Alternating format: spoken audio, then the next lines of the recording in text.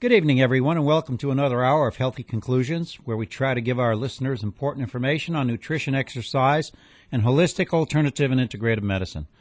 Please take a minute to visit our website at www.healthyconclusions.com and like us on Facebook. My name is Bob Neugebauer, and I will be your host for this evening's show. Tonight's show is being brought to you by Altrua Health Share, which has been serving its members and their families with their health care needs since 1997. Please take a moment to visit their website at altruahealthshare.org or call 888-244-3839 to see just what Altrua Health Share can offer for your family's health care needs, as it could mean substantial savings. Our guest for this evening is Dr. Stephen Baker. Dr. Baker was born and raised in Boise, Idaho. He travels multiple times throughout the year for speaking engagements in places like Puerto Rico, St. Vincent, Chile, and the Dominican Republic. With the help of his team, Dr. Baker has built one of the largest chiropractic clinics in the state, and his goal is to get 1,000 testimonials from patients who have had healing success through his therapies. Good evening, Dr. Baker, and welcome to Healthy Conclusions. Thanks for having me, Bob. I'm glad to be on the show. I'd like to talk tonight about the ketogenic diet, which seems to be, if not the new fad, the growing fad for many nutritionists around the country. More and more books coming out, more people talking about it, more people actually participating in it. I know because I'm one of those people who are participating.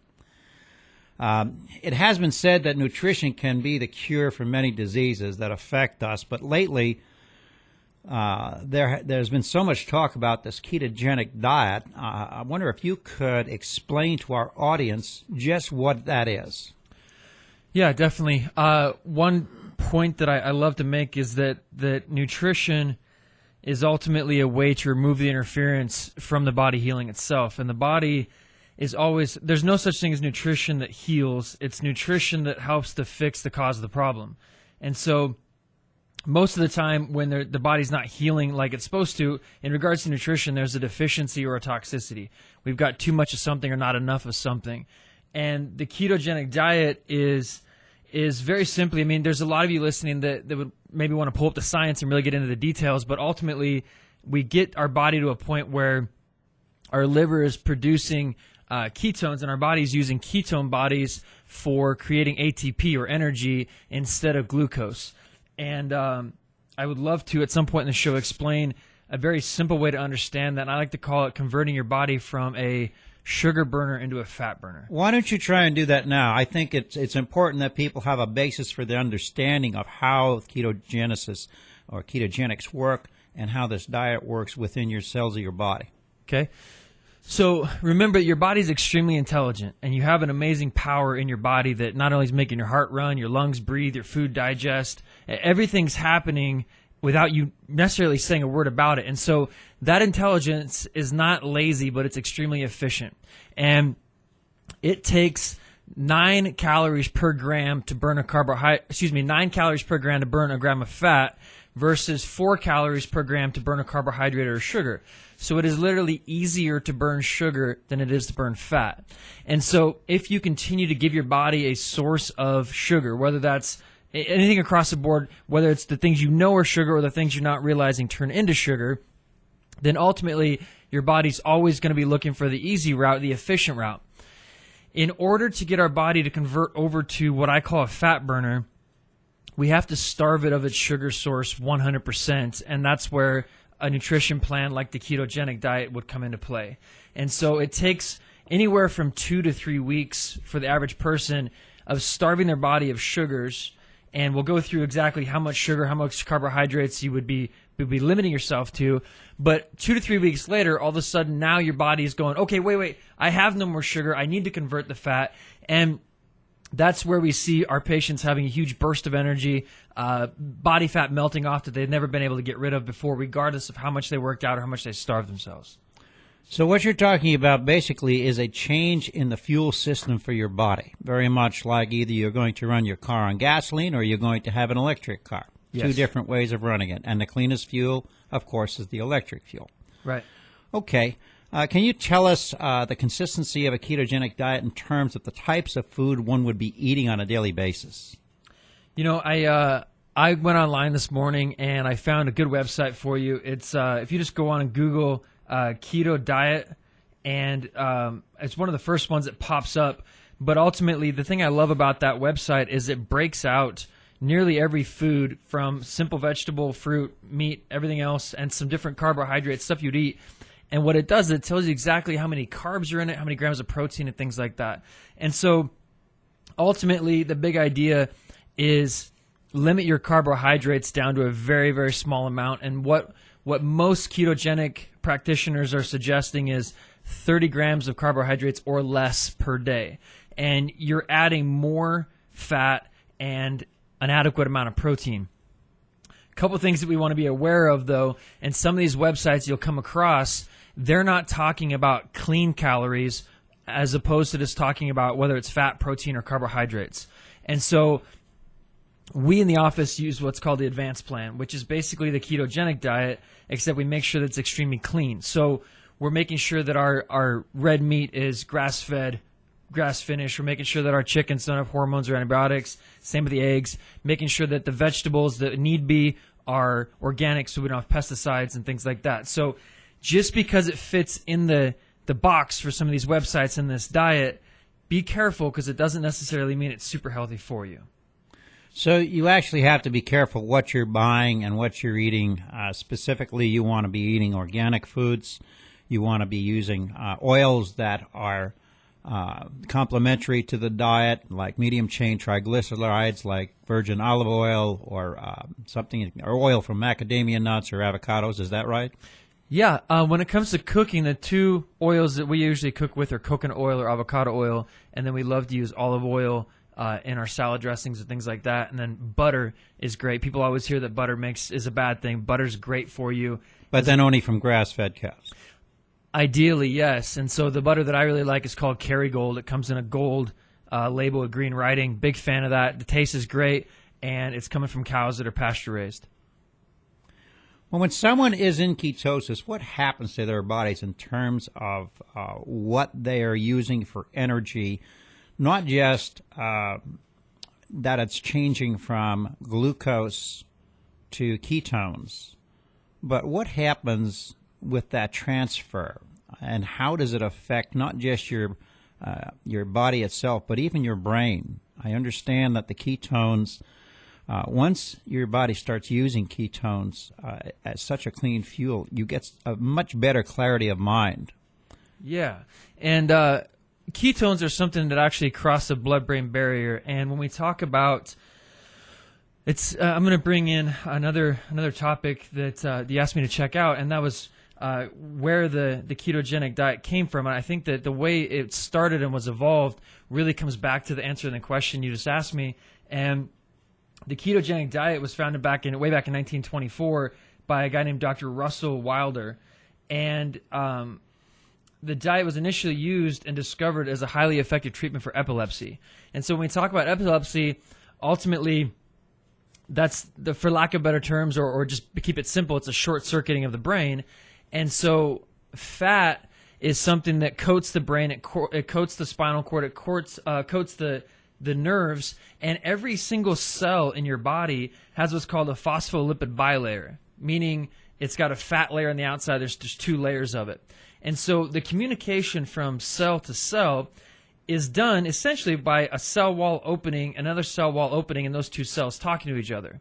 If the cell wall is a rigid wall, which happens because of a bad fat, then your cells are not communicating. So when we talk about the nervous system, the brain, or any other cell in the body, ultimately the body's not going to function as well as it's supposed to if the cells aren't functioning. When we start to get more good fats, because remember, the ketogenic diet is about eating a lot more fats, but we got to, again, clean it up, make sure they're good fats. Then all of a sudden we have cells that are operating at a higher level, which is going to come back to a higher brain functioning, more mental clarity, and obviously in the beginning it was used for epilepsy so that the nervous system would function properly and be able to get rid of the short circuit. Well, as I understand it, the brain is made up mostly of fat. Yes, sir. And so if you don't eat enough of it, who knows, maybe we'll shrink our brains. The ketogenic diet is not for everyone, but how long should someone be on a diet like this, and should they be switching back and forth from a ketogenic to a regular diet on a weekly or a monthly basis? I mean, how long can you keep this ketogenic diet up? I think that a shortcoming is to use the word diet, because that would imply that it's something that's only supposed to happen for a short period of time, and the first three letters of the word diet or die. And so we try to talk more about a lifestyle change. And I think that if we're talking about eating a lot of good fats, good clean fats, eating a moderate amount of protein, and reducing our carbohydrates, that's something the person can realistically live on for a long time. And ultimately, the only difference that I would change if I was going to shake it up a little bit, maybe say go on the ketogenic diet for a month to 3 months and then do a month or two of something different, I would just drastically increase my amount of vegetables. And so yes, the carbohydrate load's going to go up a little bit. You might come out of ketosis, but you're adding more high quality nutrients in. So you're talking about a variety of vegetables, a larger variety, is that right? Larger variety and or more, because remember that on the ketogenic diet, we're limiting ourselves to 30 grams of carbohydrates in order to get into ketosis, which means even if it's great dark leafy greens, you can't eat too many of them. Okay, we're going to have to take a quick break here. We'll be back in a few minutes. You're listening to Health Conclusions, brought to you by Altrua Health Share, with your host Bob Neugebauer on 580 KIDO AM and 107.5 FM. Welcome back to Health Conclusions on 580 KIDO. We're speaking with Dr. Stephen Baker, sponsored by AltruaHealthShare.org. So we were talking about how long someone should be on this diet. Would you like to continue on with that thought process? Yeah, and I think that if we want to clean up our fats, because if we're just eating a lot of fat, there's a lot of people that this diet backfires on them because they're eating a lot of the wrong fat and they're actually getting sicker or worse at the cellular level because of doing that. But if it's a real clean approach to the ketogenic diet, you can stay on it for a long time. There's doctors and friends of mine that have been on it for months and even years. And the way that we switch it up is just adding more fruits and vegetables. Obviously, that's going to increase the carb load, but at the same time, the only difference is you're adding more nutrients, which is never going to backfire, and then you can go back to it. But eating clean meat, good fats, lots of fruits and vegetables is something you can live on forever. You don't ever need to eat grains and carbohydrates from processed foods. The other thing is, as you're on the ketogenic diet, one thing I would recommend is to really supplement with a good multivitamin, good probiotics, which we'll touch on later in the show, and then a good powdered greens. And so when I get up in the morning, I'm drinking 20 ounces of water with my supplements, and then I'm taking 12 ounces of water in the blender and putting a scoop of greens in there and then drinking that on an empty stomach. So that's giving me nutrients from 30 different plants and vegetables and fruits, but not raising my carbohydrate load very much. Many people confuse the Atkins diet with the ketogenic diet. Can you explain the difference? And also, how does fasting play into the ketogenic diet? Anytime that we fast, we're going to push our body into accessing fat storages. And so also, one of the big things right now, along with or other than the ketogenic diet, is actually intermittent fasting. And so what you do is you actually choose an eating window. For example, my mother-in-law is doing it right now, and she's eating from 10 a.m. to 8 p.m. Nothing after 8 p.m., nothing before 10. And so that period of time, the first about 4 hours after you eat your last meal, your body's digesting the food. And then for the rest of the time, ultimately your gut is getting cleaned out, and it's more of a cleansing type of process. As far as the Atkins versus keto, the initial phase is very similar. In the Atkins diet, again, you're down in the low carbohydrate range, around 30 grams or less. But in the Atkins diet, after a period of a couple weeks to a month, that allows you to go back up to around 50 carbohydrates a day.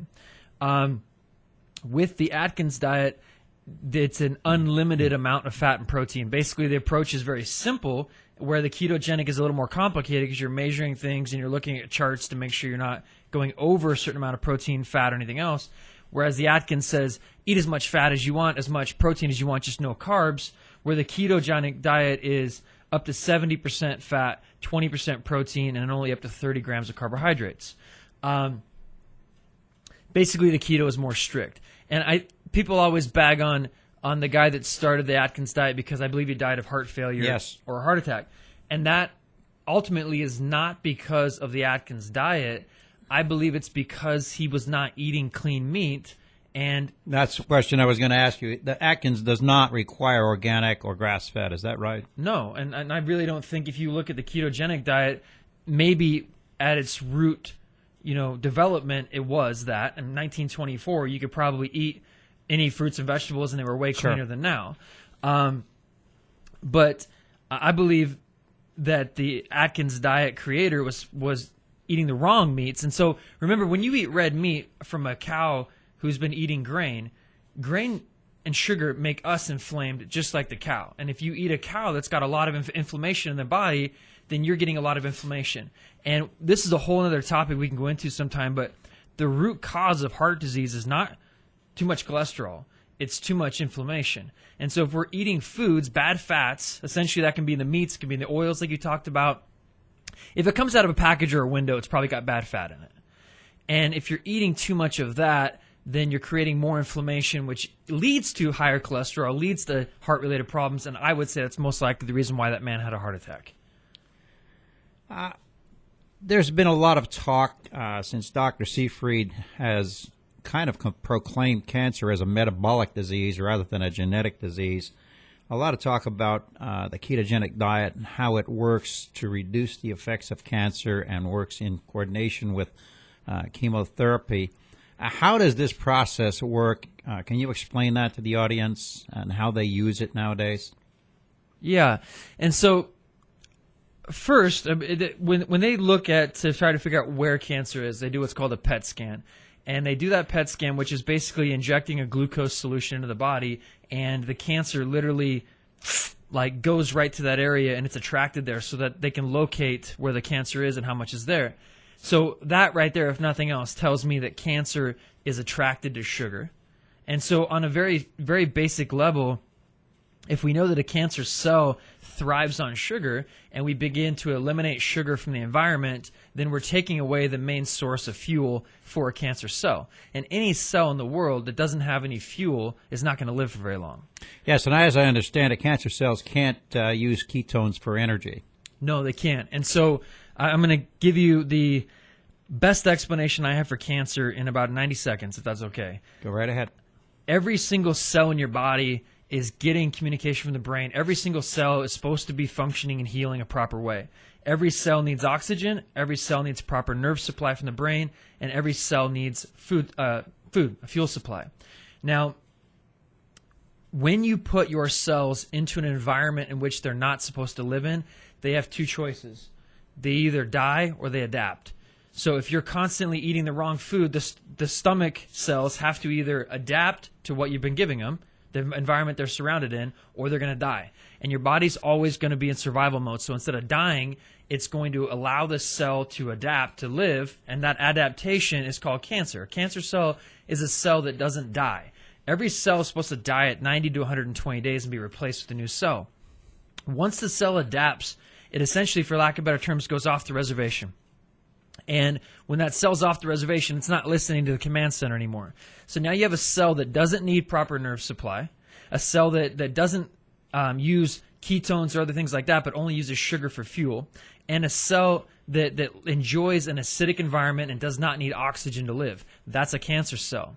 And so the way we get patients to be able to kill and reverse cancer is we restore the environment to which a healthy cell would thrive, and then the cancer cell only has two choices, like every other cell has. You either adapt or you die.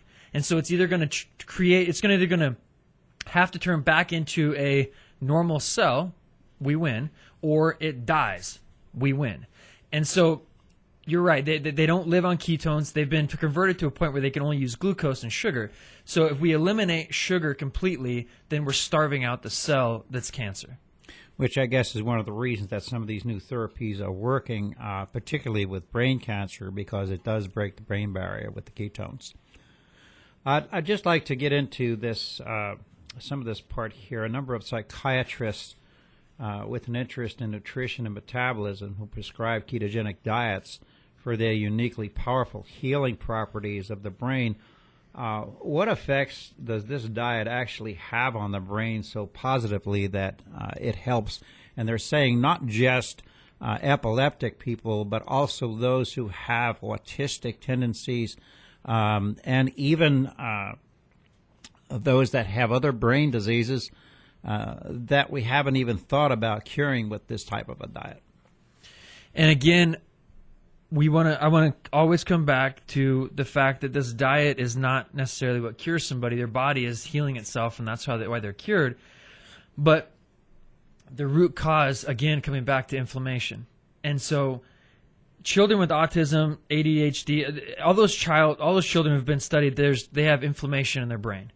And we can get into the fact that aluminum causes inflammation in the brain. We're not going to go down that rabbit hole. But inflammation. And so when you're having good fats are actually anti-inflammatory. And so one of the most consistent ways to get good fats, and for supplements and what you're going to find in a lot of good foods, is actually omega-3s. And so I would love to go into how to know you have a good omega-3, how much omega-3s to take, why that's a big deal, and different research that we've been looking at in regards to the health of the brain and inflammation with omega-3s or lack thereof. So it's just as important to feed your body the right thing as feeding your brain the right thing. Absolutely. Well, you're a good thinker. Why do many practitioners believe that this is a healing diet with many different aspects as to how it affects the your body and how it helps to heal your body? So let's go back to the cellular level, and remember that we are nothing but trillions of cells that talk to each other. And if I have a healthy cell, I've got to have a healthy body. And so we also go back to the fact that my cells are regenerated every 90 to 120 days. And so every 90 to 120 days, I'm getting new cells coming in, old cells leaving. And so what I do in that 90 to 120 days will dictate what kind of cell is coming in. Is it a healthy cell or is it a sick cell? And if I've got Mickey D's and Coke cells that are leaving, and I've got ketogenic, healthy cells that are coming in with good oxygen supply, good nerve supply, and good nutrition, then I'm literally putting a better cell in every 90 to 120 days. And watch this. Over 90 to 120 days, now if I actually was very strict with everything that we teach our patients to do, I literally have a new heart. I've got new lungs. You're literally rebuilding your body from the inside out with a healthier cell. Therefore, everything else is getting better. So the improvement takes place as you build your body with better foods. You are what you eat. You are what you eat, and you are what you assimilate. There's people that have great nutrition, but if they've got a pressure on the nerve that goes to their stomach or large intestine, they're not going to absorb the nutrients anyways. We're going to have to take a quick break here. We'll be back in a few minutes. You're listening to Healthy Conclusions, brought to you by Altrua Health Share, with your host Bob Neugebauer on 580 KIDO AM and 107.5 FM. Welcome back to Healthy Conclusions on 580 KIDO. We're speaking with Dr. Stephen Baker, sponsored by AltruaHealthShare.org. You were talking about omega oils and omega-6 and omega-3. Could you kind of give us a brief explanation of these two oils and the reasons why they're so important for our bodies? Absolutely. And so as a rule of thumb, the majority of omega-6s are pro-inflammatory. So there are a lot of the bad oils. There's a couple exceptions, CLA, GLA, things that are found in butter and avocados and things like that. The average American is at a 28 to 1 omega-6 to omega-3. And omega-3s are the anti-inflammatory. So we have a nation that's walking around that is super inflamed. And remember that inflammation is the root cause of nearly every disease, or it plays a role in every single part of a disease process. And so I've looked at research, and what these researchers did was they looked at people with depression. They looked at people with schizophrenia. They looked at people with bipolar disease, all this different stuff. And what they found is that every one of them, their levels of high-quality omega-3s in their body were rock bottom. And so it starts out at birth. And what I mean by that is a mom A mom's going to donate her omega-3s to her baby because omega-3s are what the baby uses for retinal and brain development. And mom's always going to try to do great for their son or daughter. And so one of the biggest causes of postpartum depression, not enough omega-3s. And these moms, these women that we work with, their pediatricians telling them, oh, you've got plenty in your prenatal. No, you're crazy. There's not even close to enough. So from the very beginning, my son, who's less than 2 years old, taking omega-3s. My wife takes omega-3s because we're pregnant with our second child. And so it's a supplement that I recommend that every single person takes. So what do you take when you take an omega-3? Do you take krill oil? Do you take fish oil? What do you take? Great question. So originally, omega-3s come from what's called phytoplankton, which is basically algae in the ocean. Now, the small fish that eat the phytoplankton are the sardines and the anchovies. And so the farther up the food chain, the more pollution, the more stuff. And so that's why I don't personally want to use a salmon oil, because that's a long ways up the food chain. So most of my source is going to be from the anchovies and sardines. Now, the next thing with omega-3s is the way that they're encapsulated is very important. They're supposed to be encapsulated in the presence of nitrogen, because if they get oxygenated, now you have an oil that's rancid. And so if you're taking an oil and you burp up the fish taste, that's a rancid oil. Only 10% of the time when you're burping up fish is it that your body's unable to metabolize that fat versus you've got a rancid oil. If you open the bottle and smell it and you want to throw up in your mouth, it's probably a rancid oil. So just like anything else, if it stinks, don't eat it. And so when we look for a good oil, a good fish oil, we're not going to be going to Costco. I love Costco. I love all these different stores for their unique things that they provide. But I'm not going to get my fish oil at a Costco, a GNC, an Albertsons, or things like that. I want to get a high quality fish oil. We are actually private labeling our own fish oil now because we found a company that does a great job. But the easiest way to get it, and what I would say is the best brand other than that, is called Nordic Naturals. And you can order that online. You can find it at most health food stores. But Nordic Naturals specializes in making fish oil, and I think they do a great job. When it comes to how much omega-3 should I be taking, there's two parts to an omega-3. There's the EPA and the DHA. I like to say the EPA, E is for emotions, and so that's the part that helps to balance out your emotions. And also, I understand that inflammation is spelled with an I, but E for inflammation. That's the aspect that lowers the inflammation. DHA, D is for duh, and so that's the brain food, helps with the mental clarity, focus, memory, all those kind of things. The majority of people that I take care of are having either emotional problems, they're inflamed, they're in pain somewhere, or they're having mental clarity issues, fog, lack of focus, and there's confusion. So that one supplement's helping a lot of people as far as supplements go. They did a study where they looked at women in the Faroe Islands, and these women were eating not capsules like we would, but they're eating whale blubber for breakfast, seal blubber for an afternoon snack, and they're eating about 14 grams or 14,000 milligrams of omega-3s, higher birth weights, less heart disease, better emotional states, even though they live in a dark, freezing cold place. And so what I'm recommending to patients who are working to get off of antidepressants, working to get out of an inflammatory state, is a minimum of 3 to 4 grams of a high-quality omega-3 every single day. Okay. Thank you for those ideas. Does it matter how old you are if you want to go on a ketogenic diet, or might it have some drawbacks with an age factor there? No. I think that we as a culture and as a society get too wrapped up in if I'm younger, I shouldn't do this. Look, we're all made of cells, and we all require the same things to be healthy. People talk about saturated fat being bad. Well, guess what breast milk is? Breast milk is largely saturated fat. And so, well, is a ketogenic okay for a baby? Well, I would argue that my son, for the first year of life, when we gave him nothing but breast milk, absolutely nothing but breast milk, was essentially on a ketogenic diet.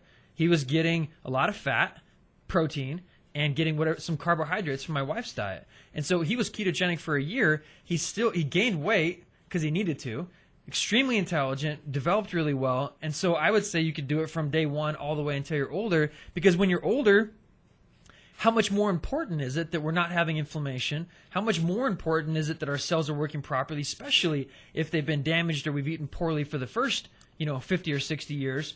Now is go time. Would you recommend or see it advisable for people who don't want to take drugs and have poor health to try a ketogenic diet along with a moderate exercise program? I came up with this on the airplane on the way home. Health is simple. Heal better, get better. So the first 4 letters of the word health spell heal. And so if you want to get healthier, it doesn't matter how old you are, it doesn't matter what state you're in. If you want to move towards a direction of health, you have to get your body to begin to heal better. And so give me a second to go into exactly how the body heals and the 5 ways your body's interfered with, and I'm going to answer your question in regards to exercise and the ketogenic diet by doing that. So again, you have an amazing healing power in your body, and that healing power has got to go from your brain down your spinal cord and out your nerves to every single organ, tissue, and cell. And Bob, if I come along and I cut all the nerves to your heart, what happens to it? Yeah, it's going to stop. If I put constant pressure on the nerve, squeezing it, we know the heart's not going to get healthier every day. It's actually going to get sicker. And so that's a form of interference to the brain communicating with the organ. So the nervous system is a conduit for this intelligence to flow through the body. Anytime someone has pressure on a nerve, wherever that nerve goes, that part of the body is getting sicker. And so what I see in the office is every time I get pressure off of that nerve, that part of the body begins to heal, and the rest of the body heals faster as well. So the power that made the body heals the body. And I know what you call the power. I know what I call the power. People listening can call it whatever they want. But the power that made the body heals the body. And that power does not need any help. It just can't have any interference. If I cut my finger, I don't have to have a Neosporin and a Band-Aid to heal. I could rub dirt on it. It would still heal. But if I keep breaking it open, it will never heal because I'm interfering with it. So interference comes in 5 ways. Number 1 is your mindset. We've got to have a good outlook. We've got to be less stressed. Number 2 is your nervous system, like we just talked about. 3 is nutrition. And so, yes, of course, doing something like the ketogenic diet is going to help you heal and function better. And if I heal and function better, I get healthier. Why the heck would I need medication anyways? Number 3 is exercise. Lack of exercise is an interference to your body's ability to heal. So, yes, exercise is huge in getting off medication, getting healthier, and getting better. And the 5th one is toxicity. And so if I'm toxic, my body's not going to heal like it's supposed to. And what is every single medication that someone takes? It's a toxin. And so every time you take a medication, regardless of what your doctor does or does not say, and I'm not telling you to go home and get off your drug right now because there's a process behind that and you can work with a great medical doctor to do it, but anytime someone takes medications, that's toxins and that's interfering with their body's ability to heal itself. Okay. Would it be your opinion that this diet can help people with autoimmune diseases, things like lupus or MS, even that Parkinson's has now been declared an autoimmune disease, because it does help repair your gut, which is 60 to 70% of your immune system. And I would think that if you have a bad immune system, you're not going to be very healthy. So how do you protect that, and how do you get that back into shape? Great question. And when it comes to your immune system, yes, let's address the gut because that is a big part of it. Remember, there's 5 areas and ways that I've got to remove interference, though. And the ketogenic diet is part of it. Along with the nutrition aspect, yes, the ketogenic diet's good because it's going to help the body heal, but I would encourage you to take probiotics. Most people have taken antibiotics and it's killed all the good bacteria in their gut, therefore wrecking their immune system. I'm talking about your children as well. Take a good probiotic and or eat fermented foods, which are called prebiotics, and help your body to create its own probiotics. Don't try to go out and get it from yogurt because you're probably going to have a horrible yogurt and you're not getting enough probiotics in the yogurt.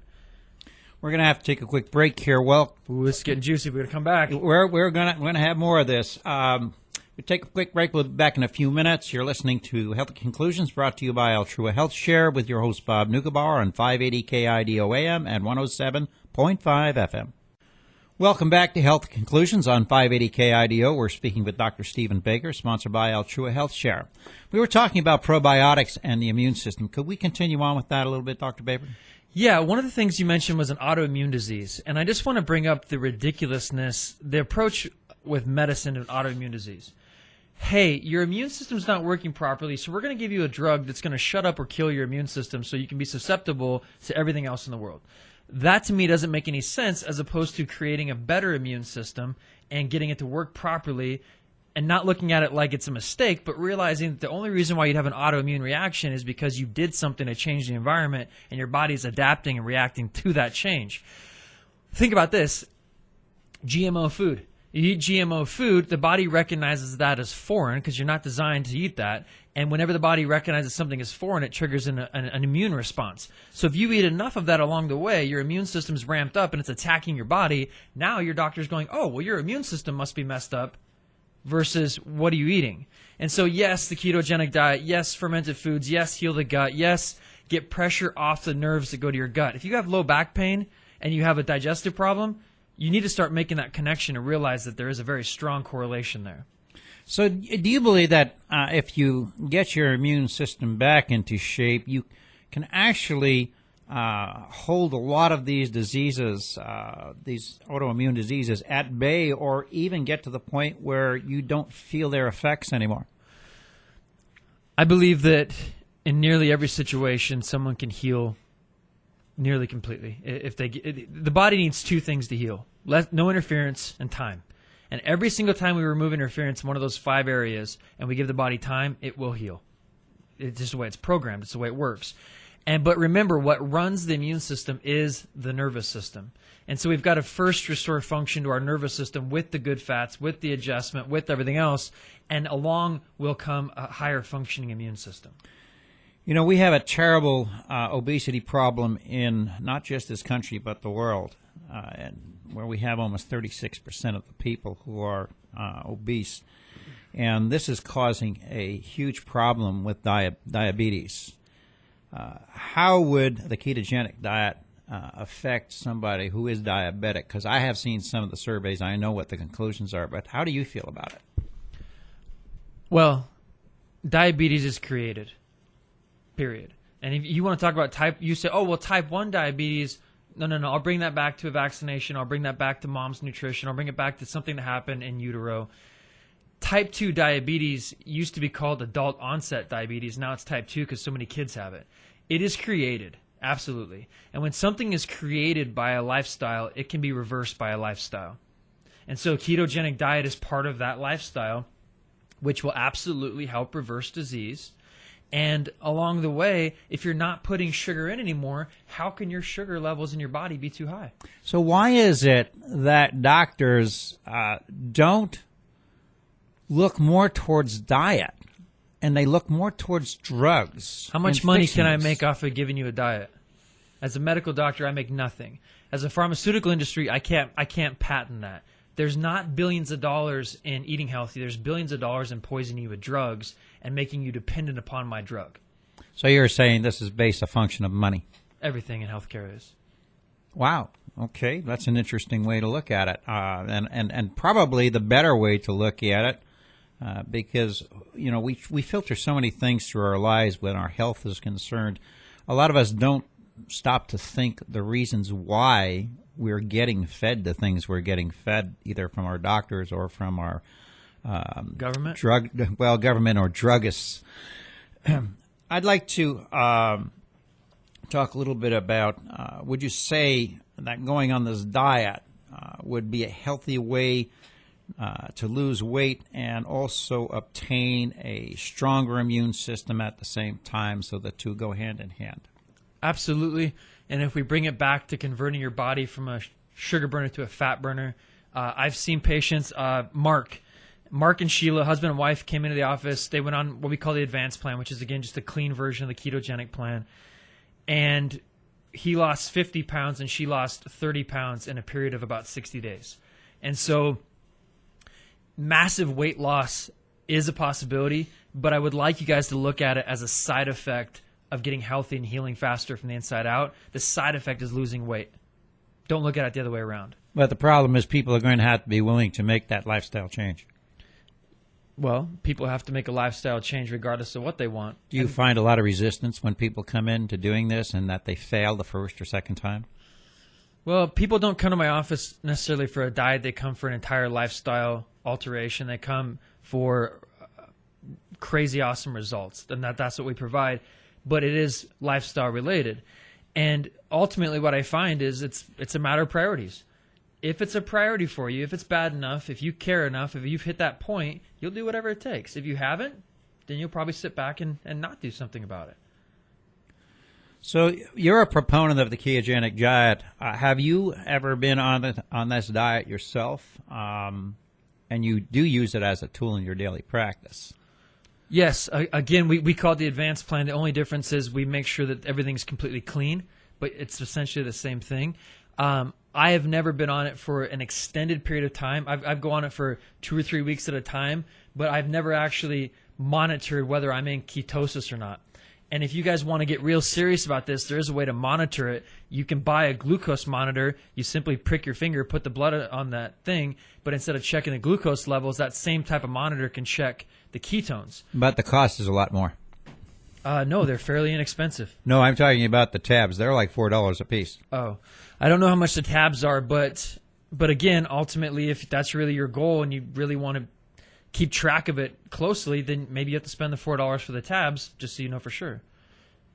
So when you get somebody to go on this diet, do they find it difficult changing their eating habits, number one, and how they prepare meals for themselves? Or do you have a way to help them do that?